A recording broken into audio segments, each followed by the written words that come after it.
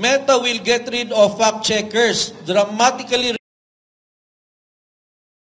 and recommend more political content on its platforms. Ulitin ko, and recommend more political content on its platform. Worldwide po ng Facebook yan. Mag-i-enjoy na lahat ng tao buong mundo except Pilipinas. Dahil may mga self-centered lang na tao para lang sa kanila. Tumino sila para i-praise namin sila. Paano namin i-praise? Puro lang kayo BP Sara, tapos siyempre mapapalakpak kami. Wow, puro kayo BP Sara. Siyempre titira kami. Good afternoon. Okay pa? So, I am in social media, I'm known as Doc Marites. Kasi yung pangalan ko, Mata Richard Tesoro. So, shortcut po, Marites. So, dahil sa pangalan ko po Marites, nagmamarites nga talaga ako. Kung gusto nyo updated, follow nyo yung Dr. Richard and Erica Mata. Going 2.6 million na po yun. Mahilig lang talaga magmarites sa mga Pinoy. Showbiz, yung hiwalayan, sinishare ko yan. And mahilig talaga ako mag-opinyon. Kasalanan siguro ni siguro yung mother niya, yung nung ating Olympian, yung mga ganun ba, no? May opinion natin yon. Now, when it goes to politics, sinishare ko din yun, siyempre. Anong opinion ko? Puro lang kayo dyan, BP Sara. Paano na lang yung mga baha? Paano na lang yung mga mahal na mga pagkain ninyo yung pagmimitingan? So, fake news yun? Hindi fake news yun. Masakit lang yun. Tama yun eh. Totoo yun eh. So, nasali tuloy ako dito. Sa kakamarites. And yung worst na plot nila, plot twist. Ito yung China, WPS, yung kanilang Pogo, andito kaming mga vloggers. Ang ginagawa nila ngayon, ipagsama yung dalawang topics. Parang North and South, iisa mo, naiisa lang yung North and South. Kasi alam nila, karamihan ng Pilipino ayaw ng Chinese. Ayaw ng Pogo. So para maayawan kami, para wag na kayong makinig sa aming opinion, Pogo daw kami sponsored. China sponsored daw kami. Para kung may sabihin kami, hindi na maging effect, so mananalo na sila sa eleksyon. So this is all about election. Ganun lang po ang nangyari dito.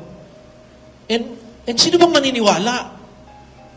Ako po, kung kilala nyo ako, nagpa-follow kayo sa akin, ako po yung unang mga tumira dyan sa mga vlogger na nagpapabayad para mag-promote ng sugal. Kasali na po yung mga artista, tinira ko yan. Yung mga kamukha ko na artista dyan, di ko lang sabihin yung pangalan. Nagpapabayad po yan para mag-promote ng sugal. Tapos ngayon, bayad ako ng Pogo. Ano ba yan? Tinitira ko yung sugal, tapos ako na ngayong soldado ng Pogo para tirahin ng mga congressman. So there's something wrong with that. Then I really agree with all have been said. Gusto ko lang itong munang i-highlight na hindi na-mention kanina. Walang point na yung meeting no? Kasi ganito po. Sabi ni Meta, sa Guardian po to, babasahin ko lang before I end. The Guardian, January 7. Meta will get rid of fact-checkers, dramatically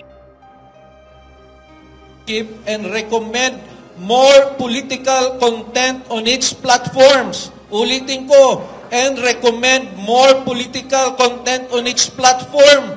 Worldwide po ng Facebook yan. Mag-i-enjoy na lahat ng tao buong mundo except Pilipinas. Dahil may mga self-centered lang na tao para lang sa kanila. Tumino sila para i-praise namin sila.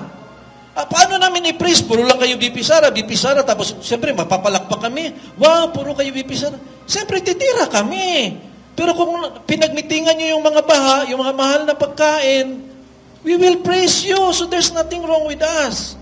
In addition, sabi niya, lalabas yan sa Facebook, Instagram, and Threads.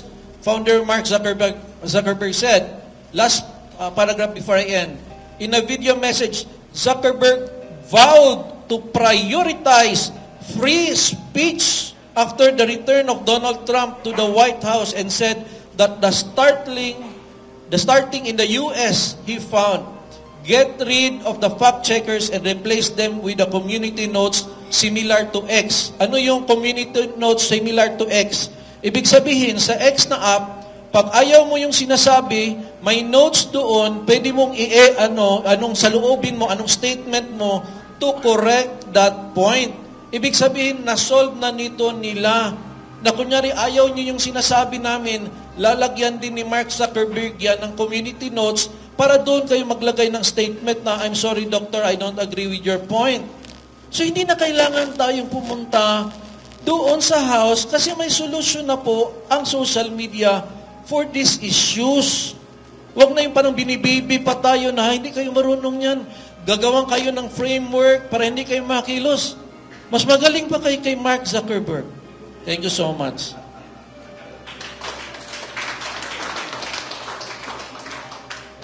So, hi everyone, I'm back. Nabusog kayo ha? Okay. Dito hindi kami nagbibigay ng hopya, pagkain talaga. At kanin. Okay. So, I'm Kathy Binag and katulad ni Doc Mata, hindi rin po ako vlogger, hindi ako blogger. And hindi ho ako influencer. Nagkataon lang kasi sabi ko nga sa mga naging interview ko is itinalaga ng Panginoon na mapunta ako dito sa kung nasan man ako ngayon. Kasi kailangan kong maging parte ng mga grupong ito na nagsasalita lamang ng katotohanan. At nakikita niyo naman po, kami po lahat may muka, may pangalan at hindi ho kami natatakot na magsalita sa social media. Naniniwala po ako sa kasabihang thinkers are doers. Sa Tagalog, kung ano iniisip mo sa kapwa mo, lalo na yung pangit, ikaw yan. Lalo na, di ba sabi nga nila, ang kakambal ng sinungaling ay magnanakaw. Yan. Yan yun di ba? Magkakakonect. Kaya ganyan nila kami itag as fake spreader. Yung fake news spreader. Di ba? Ganyan naman palagi. Hindi nyo ba napansin? What is happening now is not about the ideology of legislation in Congress regarding freedom of speech and our pursuit of a democratic country. It is their personal vendetta to silence their critics and the voice of the Filipino people. If they don't like what they see and hear, they will crucify people who go against them. Sabi nga, nagbabalat sibuyas sila. Tumakbo po kayo sa politiko. Dapat po, handa kayo dito. We didn't go to HOR sa napaka-simple at halatang dahilan. Alam naman natin na di giging fair, dinig mga nakaraang pangyayari. Nakita naman po natin ang mga inabot ng mga taong nagsasabi lamang ng kanilang totoong experience at tunay na storya. Lahat sila ay tinag na sinungaling. Lahat sila na demoralize. Lahat sila ininsulto at hindi pinakinggan. So bakit ho kami pupunta? Okay lang ho at nakontempt. Hindi, nakontempt pa po sila. Okay lang hong makontempt kung kakontempt-contempt. Kaso hindi. Kaya, that is why we decided to go to court of law, not in Congress. I want all of us to stand up for what our basic rights and freedoms. The recent action of certain congressmen in the Philippines who are attempting to control freedom of speech cannot go unchallenged. We must resist any attempts to silence our voices and censor our opinions. It is concerning to see elected officials trying to limit our fundamental right to express ourselves freely. Let us remember, wag po nating kakalimutan that a thriving democracy depends on the ability of its citizen to engage in open and uninhibited discussion. Napaka-selective po nila. Nang sila ay tumakbo sa politiko, as a politician, at gusto ng ating boto, napakabuti po nila. Masahol pa po sila sa maamong tupa. Nakalimutan po nila na na wala ho sila sa kanilang posisyon kung hindi ho sa ating boto.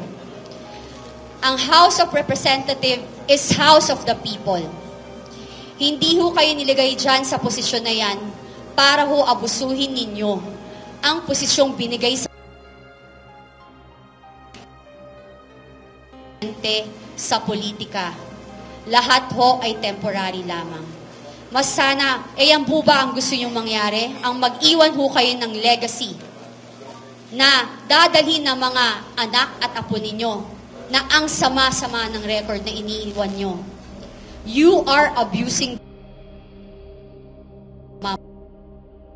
Hindi ho kayo karapat-dapat umupo sa posisyon na ibinigay sa inyo. Sa inyo, sa mga politicians, sa mamamayang Pilipino, patuloy ho tayong labanan ang mali na nangyayari sa ating bayan, ang pagnanakaw o pag-aabuso sa kaba ng ating bayan. May karapatan ho tayong lahat, mayaman, mahirap, or anumang kinalalagyan natin, aspeto natin sa buhay, na magsalita.